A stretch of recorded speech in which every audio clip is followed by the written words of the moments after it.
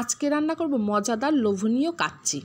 আর এখানে কাচ্চি রান্না করার জন্য আমি বড় বড় সাইজের আলু নিয়েছি। আর কাচ্চি রান্না করব আলু দিব না সেটা কি হতে পারে, এর জন্য বড় বড় সাইজের কাচ্চি রান্নার জন্য আলু এখানে আমি একটু ফুড কালার আর লবণ মাখিয়ে রেখেছি সুন্দর করে, যেন আলুগুলো দেখতে অনেক কালারিং লাগে।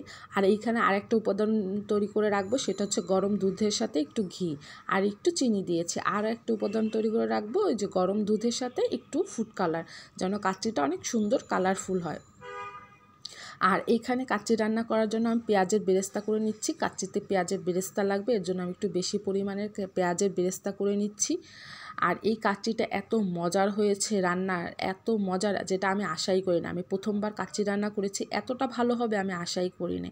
আর এই পেঁয়াজের বেরেস্তার এইখানেই আমি আলুগুলোও সুন্দর করে ভেজে নিব।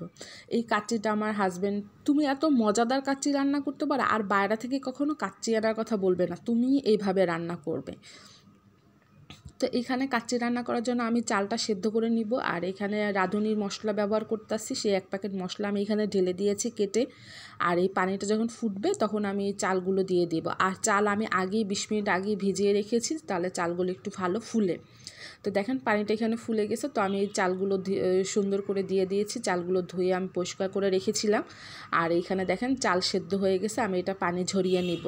আর এইখানে আমি কাচ্চি রান্না করার জন্য বড় সাইজের মাংসের টুকরো নিয়েছি, এখানে বড় বড় সাইজের মাংস নিয়েছি।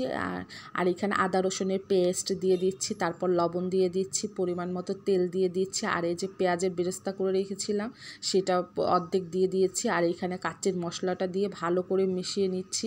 তারপর এটার ভিতরে আমি টক দই দিব, টক দই দেওয়া হলে একটু সয়া সস দিব, তারপর এখানে পরিমাণ মতো আবার ঘি দিয়ে দিব, তাহলে কাচ্চির গন্ধটা আরও সুন্দর হবে। এখানে রেস্টুরেন্টে তো প্রচুর পরিমাণে তারা তেল ঘি ব্যবহার করে, আমি ঘরোয়াভাবে রান্না করতেছি, তাই সামান্য পরিমাণে সব কিছু দিচ্ছি। তো এটা সুন্দর করে ভালো করে মিশিয়ে নিব, যেন ভালো করে মিশে যায়। মিশে এইখানে আমি সুন্দর করে নিচে একটা লেয়ারের মতো তৈরি করব।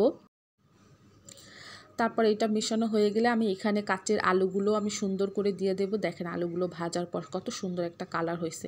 তো এখানে লেয়ারের মতো একটা দিয়ে দিয়েছি। তারপর এখানে আমি সেদ্ধ করা রাইসগুলো সব ঢেলে সুন্দর করে একটা লেয়ার তৈরি করে দিব এখানে। তো দেখেন কত সুন্দর একটা লেয়ারের মতো তৈরি করে দিয়েছি। তারপর এখানে আমি সেই ঘির মিশ্রণটা ঢেলে দিয়েছি, ঘি আর দুধের।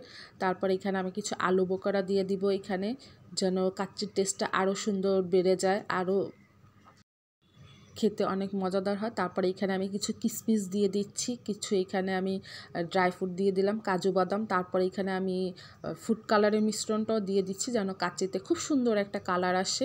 দেখেন কাচ্চিটা আমি সুন্দর করে লেয়ারে দিয়ে তৈরি করে আবার সব উপাদান এক এক করে দিয়ে দিচ্ছি। তো এখানে আমি পেঁয়াজের বেরেস্তা একটু রেখে দিয়েছিলাম, ওইটাও দিয়ে দিই। তারপর পাতিলের ঢাকটা দিয়ে আটার একটা গোলা করে পাতিলটাকে একদম সিলতাড়া করে দিয়েছি। আর 1 ঘন্টা ডিমে আছে এটাকে আমি কুক করেছি। দেখেন আটার এটা অনেক শক্ত হয়ে গেছে, এখন কেটে এটার ঢাকনা খুলবো। আর আপনি 1 ঘন্টা হালকা আঁচে রাখবেন, ডিমি আছে, চুলার হাই জাল করবেন না, তাহলেই হবে। তো আমি এই দেখেন এটার কাচের ঢাকনাটা খুলছি, দেখেন কত সুন্দর গন্ধ যে বের হয়েছে।